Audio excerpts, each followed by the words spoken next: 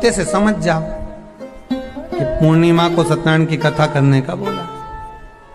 तो पूर्णिमा को सत्यनारायण की कथा का क्यों बोला? वैसे तो रोज कराओ सत्यनारायण जी की कथा, प्रतिदिन कराओ, मना नहीं है। आप क्या कोई विशेष फंक्शन है आप सत्यनारायण जी की कथा करवा, पर पूर्णिमा संक्रांति को और संक्रांति को पूर्णिमा को सत्यनारायण की कथा का स्मरण क्यों करवाया गया? क्योंकि पूर्णिमा के दिन अगर ये भगवान का व्रत रख लेगी, पूर्णिमा के दिन अगर ये खीर का प्रसाद बना लेगी, थोड़ा सा दूध की कोई सामग्री बना लेगी और भगवान को भोग लगा देगी, भले सत्यनारायण भगवान के भाव से बनाए, भले सत्यनारायण जी के निमित्तार्थ बना, पर अगर इसने सत्यनारायण भगवान के निमित्त से बना, पर पूर्णिमा के दिन अगर ये व्रत रखेगी, उपवास रखेगी या कोई सामग्री बनाकर भगवान की पूजन कर लेगी, तो इसके घर में जो अशांति है वो शांति में बदल जाएगी। इसलिए कई घरों में आज भी सत्यनारायण भगवान की पूजन हर पूर्णिमा को करती है। माता किताब लेके बैठ जाती है, तुरंत उन्हें ऑफिस जाना, कहीं काम पे जाना, और तुरंत उसने जल्दी कलश रखा, कलश नहीं भी रखे तो भगवान की पूजन कर कुरा के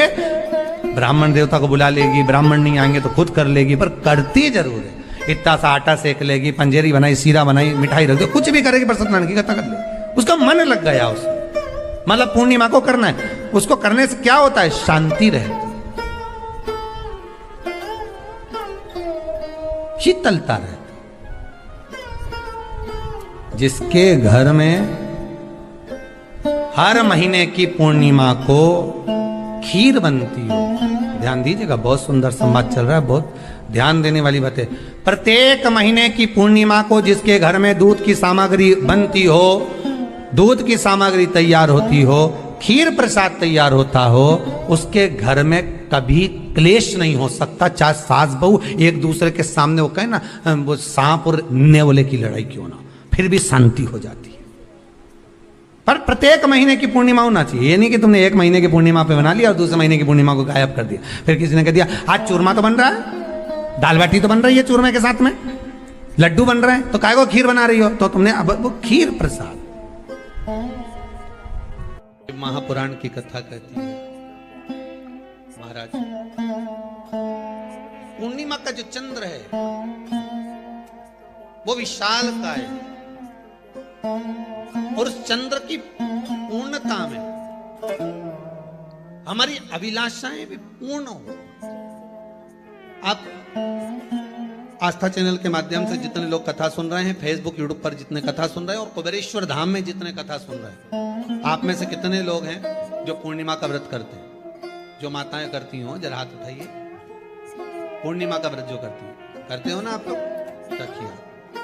अब पूर्णिमा के व्रत में आपने कई बार किताब पढ़ी होगी पूर्णिमा की, या आपने व्रत किया होगा, या पूर्णिमा का व्रत आप धारण करे होगे, तो उसमें पूजन कौन से भगवान की हो?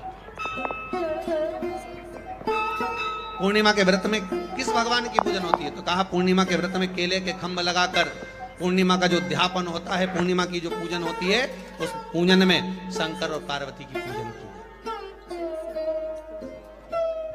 शिव और नारायण की पूजन करी जाती है, शंकर और पार्वती का स्मरण किया। किसकी पूजन होती है? शिव पार्वती।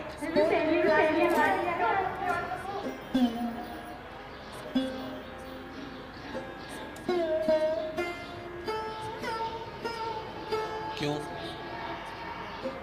शंकर और पार्वती का पूजन क्यों करा जाता है पूर्णिमा के व्रत में? क्योंकि शिव और माता पार्वती ही केवल एक ऐसे हैं जिन्होंने अपूर्ण लक्ष्मी को भी पूर्ण बना दिया। इसको पूर्ण लक्ष्मी। शरद पूर्णिमा के दिन अगर आप शंकर भगवान को एक लोटा पानी अगर शिव को समर्पित कर रहे हो, श्वेत पुष्प को रखकर शंकर जी के ऊपर सफेद फूल को चढ़ाकर अगर एक लोटा जल भी, एक पात्र जल भी शंकर को समर्पित कर रहे हो, तो ये लक्ष्मी के लिए ही तो कर रहे हो। और कौन सी लक्ष्मी? पूर्ण लक्ष्मी। पूर्ण लक्ष्मी।